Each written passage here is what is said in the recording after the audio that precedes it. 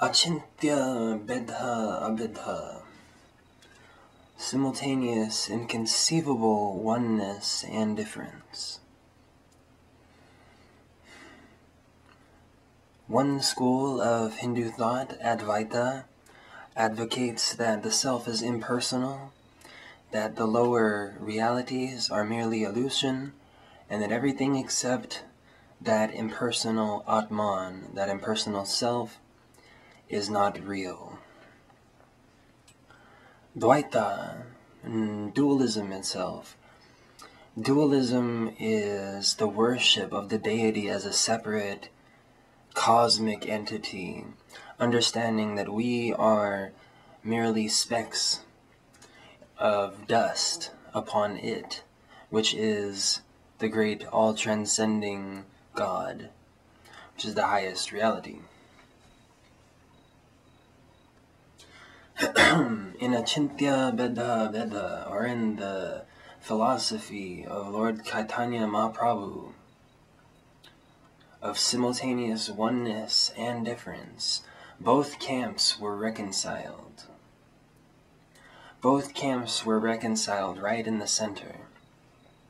Lord Chaitanya said that, yes, Atman is the one fundamental reality. But that one fundamental reality is only existent through infinite expressions of itself, which come from higher and higher and higher infinite heights,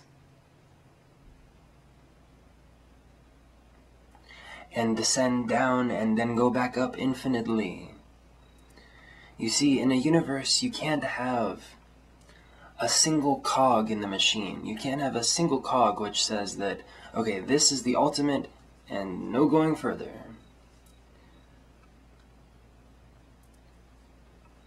If that were to happen, the universe would grind to a standstill. If even there was one small cog in the machine, the universe wouldn't work. Throughout eternity, there must be this creation happening from personalities which have risen, creating personalities from below to follow, like a rock being thrown into a water creates ripples, or into a body of water, creates ripples in the body of water. Likewise, we are the ripples of Krishna. We are the ripples of God, who is not separate from our own self. The individual jivas, or the individual souls, form atoms in the body of a great cosmic entity, of a great cosmic super soul. This is the Paramatma that the Advaitists or the non-dualists sense. This is that great Paramatma, that great super soul, that they think is one. There is a wonderful quote, however, from a guru follower of devotee of Lord Chaitanya Mahaprabhu. And he said, if I had the choice of seeing everything as one with God, including myself, or seeing myself as separate from God, then I would choose separate. Because when I see myself as one with God, I see only one self. But when I see myself as separate from that God, from that Krishna, I see Krishna coming at me from infinite directions, from all corners of the universe.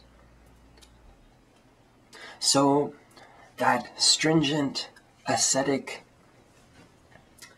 dogmatic focus on seeing everything as the exact same thing is not the ultimate reality, is not the ultimate truth. The ultimate truth is that, although it is the same thing, it is unique simultaneously.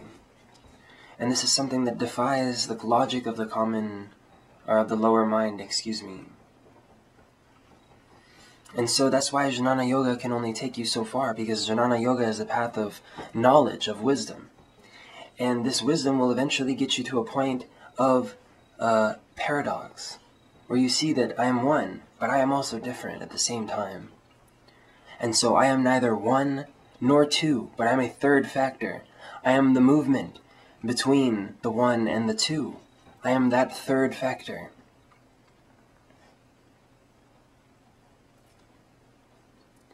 There never was a beginning from which the self begat everything from at some point. The universe goes on and on and on, and there are constant new beginnings.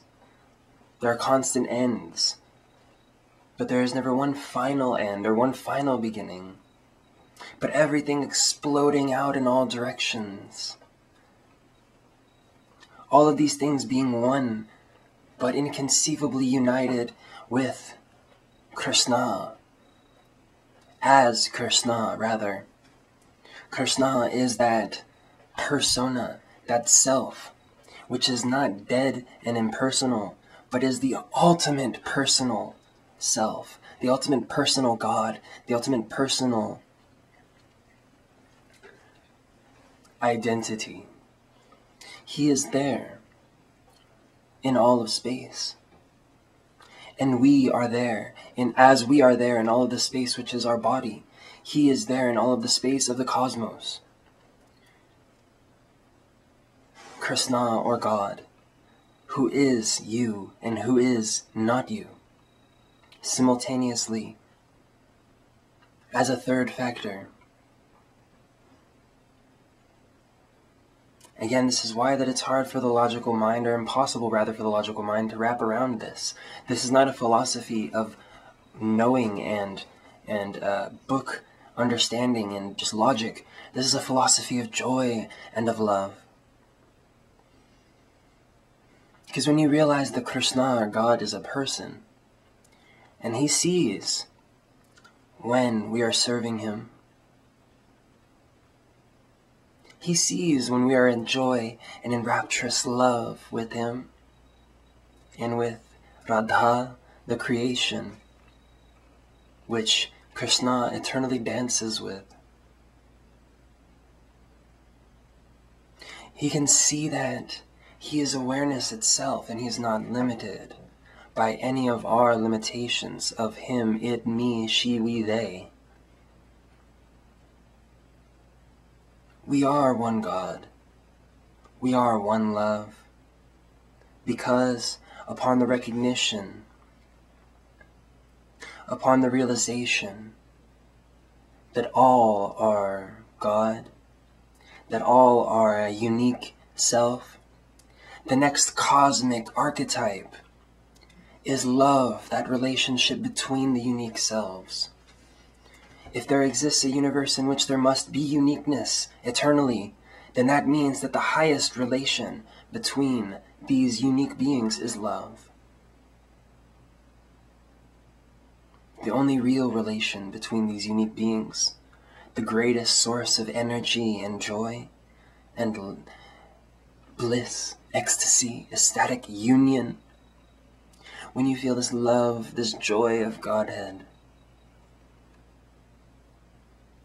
you will be so happy and overflowing with joy just to serve, just to be a speck on the toenail of Krishna's lotus feet.